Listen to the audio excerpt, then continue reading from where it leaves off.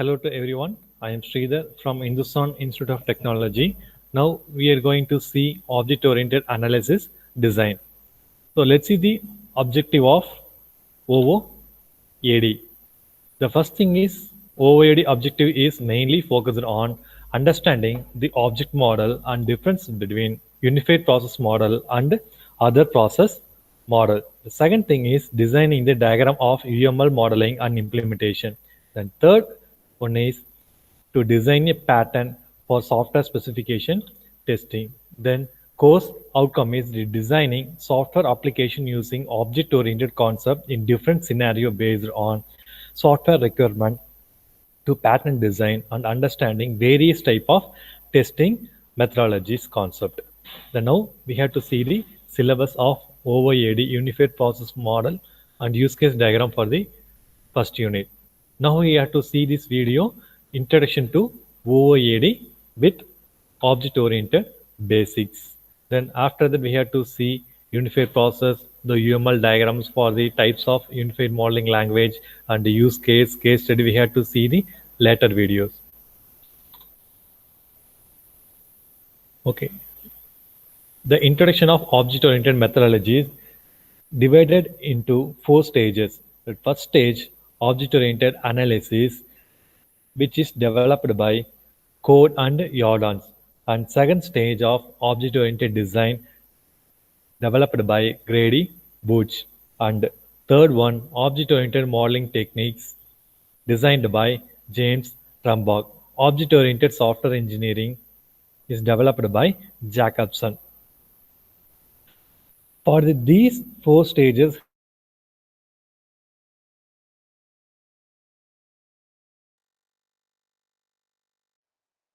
of everything.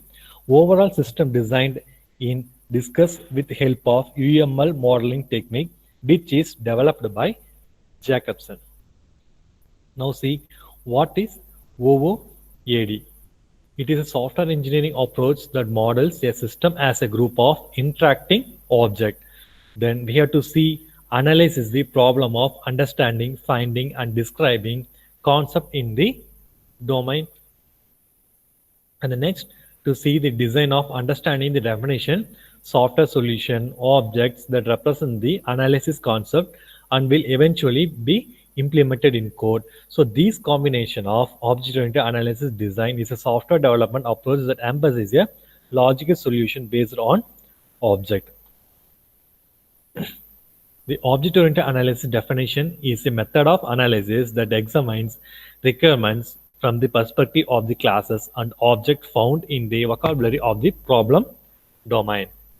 Now we have to see the object-oriented analysis methodology. This is 3 types of methodologies that are classified. First one is the identification of classes and object, and second one is identification of structures, and third one definition of subject, attributes, and methods. So the first one is identification of classes and objects is investigate the application of domain and system environment. And second, the identification of structure is involve easy relationship, and another one is whole part relationship. We have to see the easy relationship, it capture class inheritance, and whole part relationship is capture information of object in a part of another object. And then we have to see definition of subject, attributes, it is for the different behavior in an object we have to see later, and methods, what are all the functions we have used in this object included. Now we have to see the differences between object-oriented approach and procedure programming, where, why, when to use approach. Okay, the procedural approach, we have the same process can be continued to till end, but object-oriented approach, it's not like procedural approach, it's entirely different from one object to another object.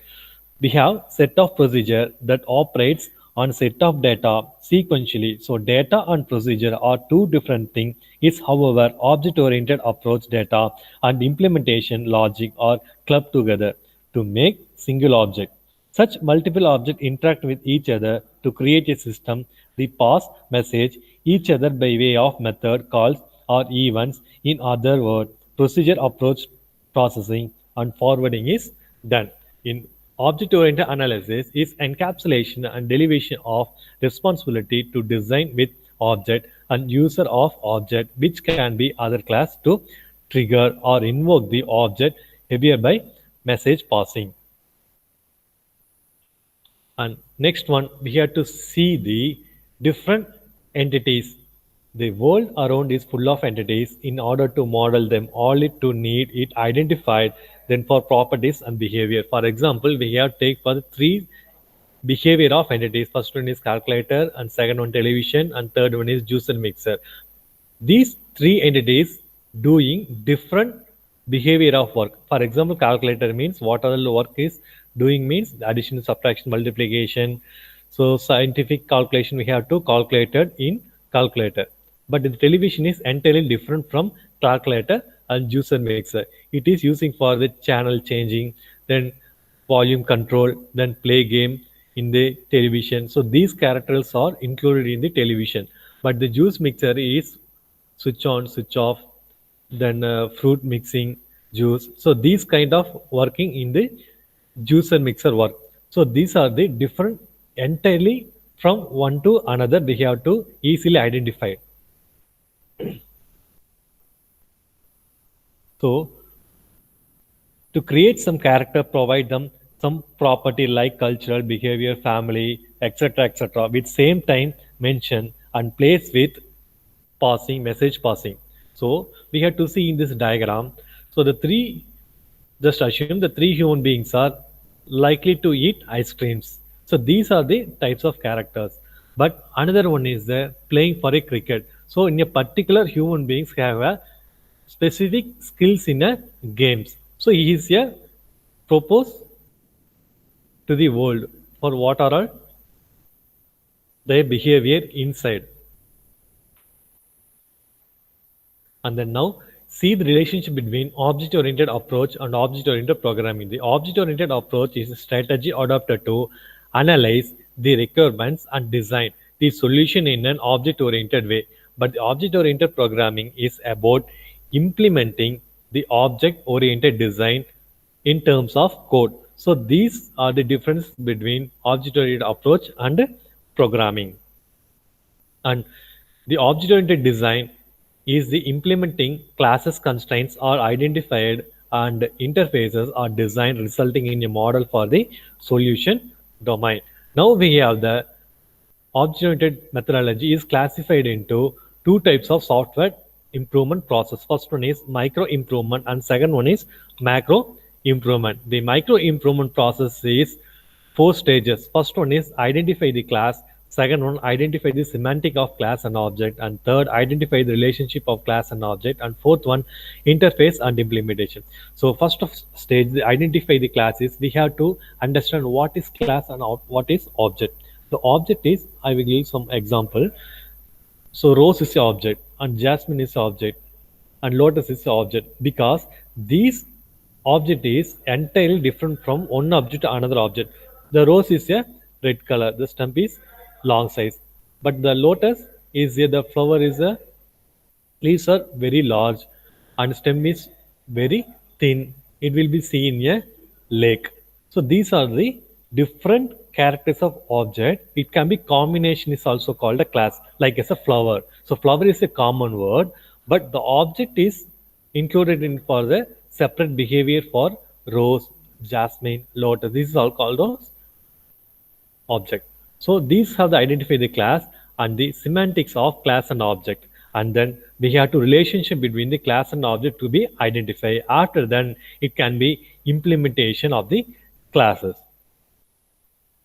And then macro improvement process. This is the basic needs of software for the macro improvement process, the analysis, design, development, and maintenance. The analysis is develop the behavior tendency model for system and design after it forming architect for development. And third, development cycles for details from one end to another end has to identify. And fourth one, maintenance is the administration purpose development, which is nothing but maintenance. And The implementation of OOAD is main role of software development cycle.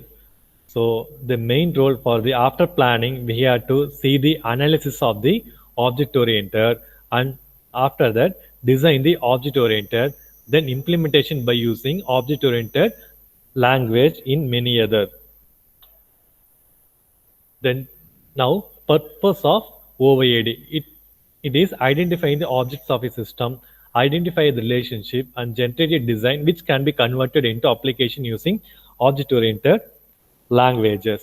And now see the advantages of OOAD. It is easy to understand, it is easy to maintain and provide reusability.